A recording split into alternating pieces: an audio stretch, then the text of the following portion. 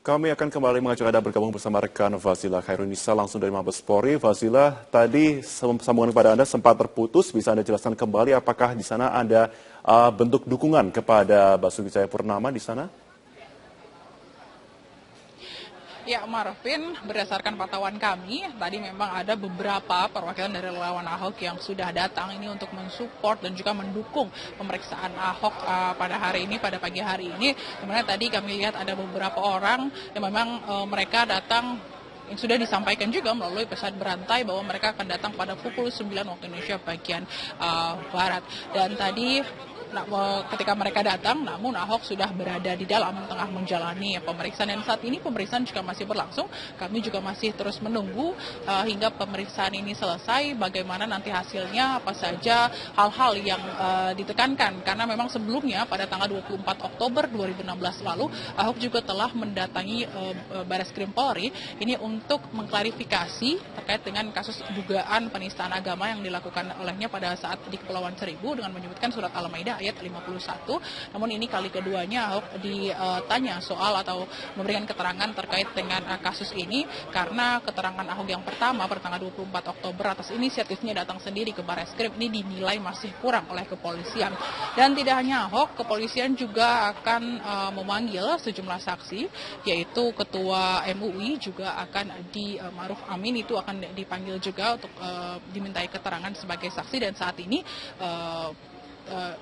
ini Ahok sendiri statusnya masih sebagai terlapor. Dan tidak hanya itu, nanti juga kepolisian akan terus memanggil saksi-saksi lainnya, dan hingga kini sudah ada 20 saksi yang diperiksa oleh kepolisian terkait dengan kasus ini. Dan Kapolri Jenderal Tito Karnavian juga menyatakan bahwa dan berjanji akan menyelesaikan kasus atau proses hukum ini akan selesai pada waktu 2 minggu, di mana nanti akan dilakukan gelar perkara secara terbuka. Dan juga dalam waktu 2 minggu ini kepolisian juga masih akan terus mencari fakta-fakta hukum terkait dengan kasus ini, apa sebenarnya konteks Ahok dalam menyampaikan surat Al-Maidah ayat 51 ini terhadap masyarakat di Kepulauan Seribu. Dan salah satu alasan kenapa pemeriksaan ini juga dilakukan di Mabes Polri, tidak di gedung Barreskrim yang ada di Kementerian Kelautan dan Perikanan. Ini Komjen Pol Aridono menyatakan, Kabar Eskrim menyatakan bahwa alasan ini dipilih untuk alasan keamanan, karena memang diperkirakan tadi akan ada relawan Ahok yang akan datang untuk mensupport Ahok dalam menjalani pemeriksaan ini, dan juga karena lokasi di gedung Kementerian Kelautan dan Perikanan ini dinilai tidak memadai, lebih kecil atau lebih sempit, sehingga pemeriksaan dilakukan di gedung Propam, tepatnya di gedung utama Mabes Polri.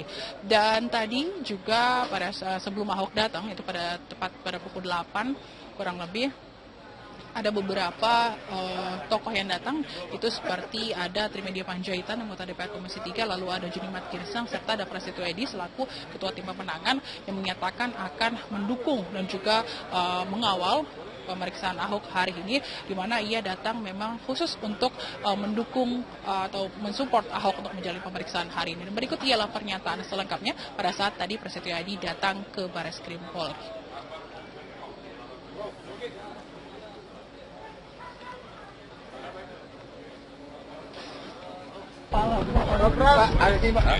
Nanti aja deh ya.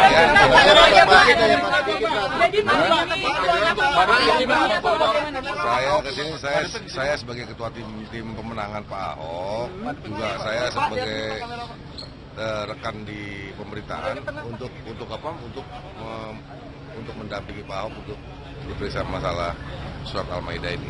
Ya. Pak, tadi bukan saya sebagai tim pemenangan, ya boleh dong saya mendampingi, mensupport Pak Ahok. Siapa aja, Pak? Barang siapa aja, Pak, tadi ada Pak Trimedia Panjaitan, Pak. Itu sebagai penasihat hukumnya bukan, Pak? Pak Ongen Sangaji, Bu Mary Hotma, dan teman-teman lain. Banyak. Pak Charles juga ikut bareng dari tim sukses juga? Enggak, ya. Oke ya. Ada dukungan yang dibawa juga, Pak? Enggak ada dukungan orang. Terima kasih, Pak.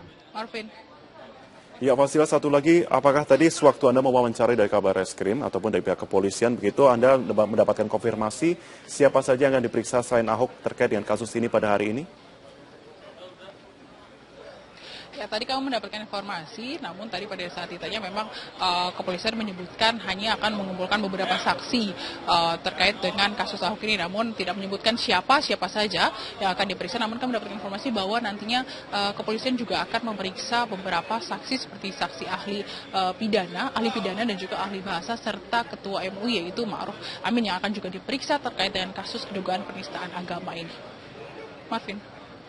Baik, terima kasih Fazilah Herunisa untuk informasi Anda. Nanti kami akan kembali bergabung bersama Anda.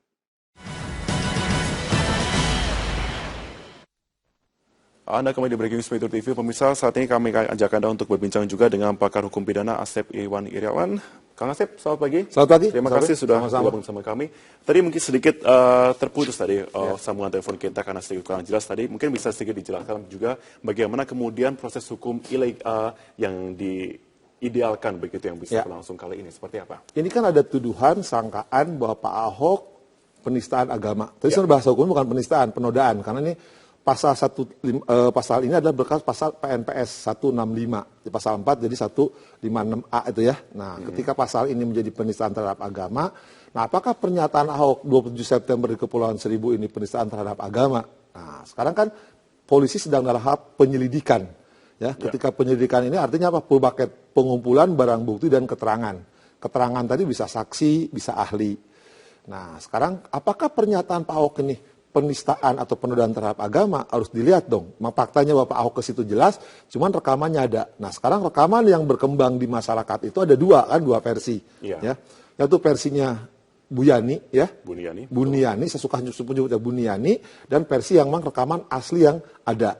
Nah, sekarang perlu dikelirkan. Maka saya bilang walaupun saya tidak setuju dengan gelar perkara terbuka yang sebenarnya tidak boleh di universitas tidak boleh.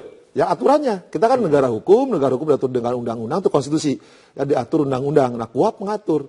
Yang namanya penyelidikan itu kan proses mencari menemukan tindak pidana. Nah, kalau orang mencari menemukan nggak mungkin ribut-ribut. Ya karena penyelidik berhak menilai keterangan barang bukti.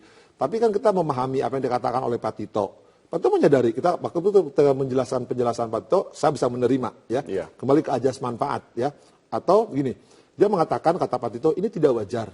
Ini kekecualian, eksepsional, demi transparansi. Saya pertama tidak bisa menerima, tapi setelah saya baca-baca KUHP, di pasal 5 butir 4 ada tindakan lain. Keadaan memaksa demi kepentingan, demi hak asasi manusia. Kalau ini tidak terbuka, karena masa demikian karena pengaruh-pengaruh apapun yang bentuknya di luar hukum, nah perlu terbuka. Kalau nggak terbuka, kenapa hasilnya?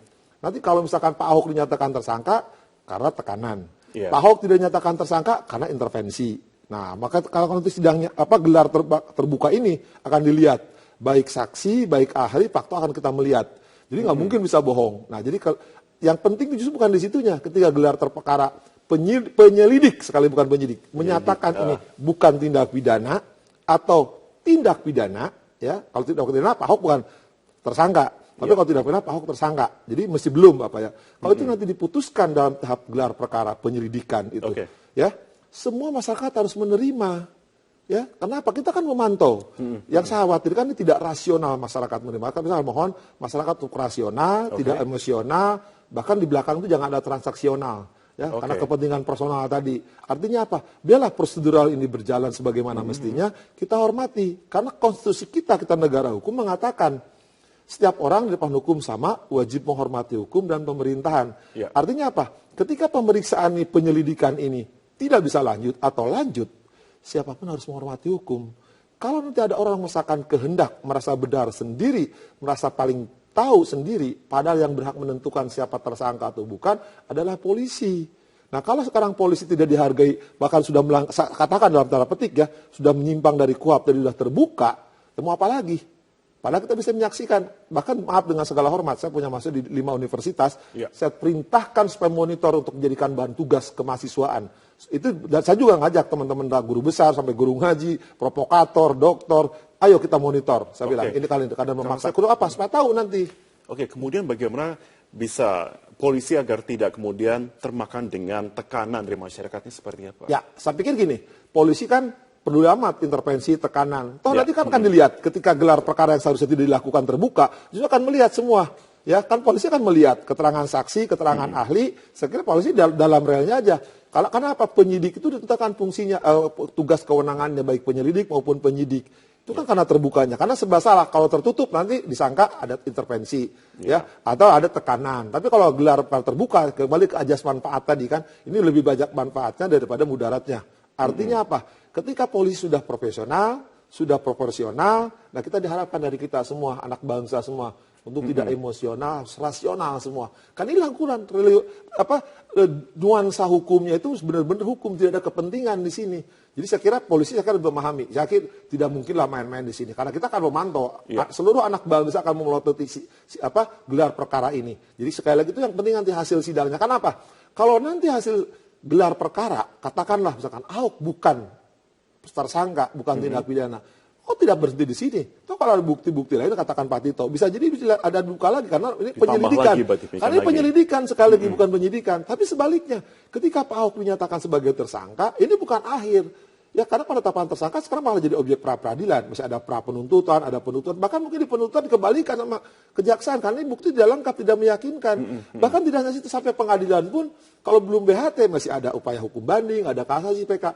Jadi semua hormati. Ini tahapan proses hukum, due process of law, ajas legalitas, semua anak bangsa harus memahami.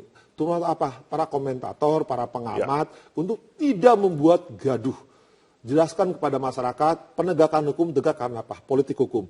Kita hormati. Sekarang Jokowi sudah mengatakan tegas, jelas, transparan. Kapolri buka. Udah ada politik hukumnya kemauan. Sesuai tuntutan sebagian kecil masyarakat. Nah sekarang tinggal kesadaran hukum masyarakat kita sebagai anak bangsa. Kalau kita sudah tidak sadar sekarang pemangku kepentingan setelah membuka, negara mau dibawa kemana? Berarti kita telah melanggar konstitusi. Nah kalau melanggar konstitusi, bikin negara sendiri aja sudah. Kemudian kalau misalnya kita berbicara sekarang ini, Ahok sudah diperiksa hari ini. Kemudian ada banyak sekali pihak yang menyatakan saksi lain juga diperiksa dong. Katakanlah di sini banyak sekali yang menyebut Buniani, seperti itu. Nah, catatan, ini harus dipisah. Maka saya bilang mohon, ini tegak depan hukum dari kan sama. Pak Ahok kita proses, ya apapun hasilnya. Nah ini kan yang berkembang tadi, ada keterangan dari Buniani yang mengedit, yang menyebarkan, mentransmisi, mendistribusikan dalam media sosial. Yang sekarang versinya, dan dia kan kalau saya, sekali lagi, saya hanya lihat di media sosial, atau di suatu acara TV sebelah, yang mengatakan dia mengakui bahwa dia kata pakai itu. Saya pikir jelas, Undang-Undang ITE telah mengatur pasal 28 Yunto 45. Siapapun yang menyebarkan kebencian yang menimbulkan perpecahan karena agama, itu adalah tindak pidana. Maka saya mohon kepolisian pun harus sama, ke depan hukum sama. Ini harus diperiksa. Karena dengan kata-kata menghilangkan, apa maksudnya kata pakai jadi hilang? Ya, sekedar kenapa ada apa kepentingan itu gitu kan? Nah, apalagi kalau dilihat lebih jauh, ya sebenarnya suka nggak suka harus mengatakan kaitan dengan pilkada. Ya, Buniani ada di mana? Nah, selama ini kan harus dibuka. Dan itu harus transparansi pihak kepolisian. Ini harus ditindaklanjut. Tidak hanya itu, saya pikir. Ahok diproses, Buniani juga diproses, apapun hasilnya harus kita terima. Ada juga ketika penyampaian pendapat itu kan konstitusi menjamin. Ya, pasal 28. Silakan berserikat, silakan berpendapat, silakan menyampaikan pendapat, ada Undang-Undang 98. Tapi ketika menyampaikan pendapat, ya ketika omongan Ahok juga diproses, nah omongan-omongan orang yang melakukan pendapat tadi, telah menghina pejabat umum, telah menghina orang, menyebabkan penistaan terhadap siapapun, ini harus diproses siapapun. Artinya apa? Ada perlakuan terhadap hukum yang sama. Jangan kita misalkan ketidakadilan kita, kebencian kita kepada seseorang, kita tidak adil. Saya kira agama yang saya anut, jangan menyebabkan engkau benci sehingga engkau nggak adil. Sama sih yang diajarkan oleh tokoh-tokoh ulama-ulama saya. Makanya ketika sekarang Ahok diproses, ada orang lain berbuat pidana, Buniani, ada orang juga di luar pidana ketika ada kampanye kemarin, harus dibuka. Nah, masalah terus terima.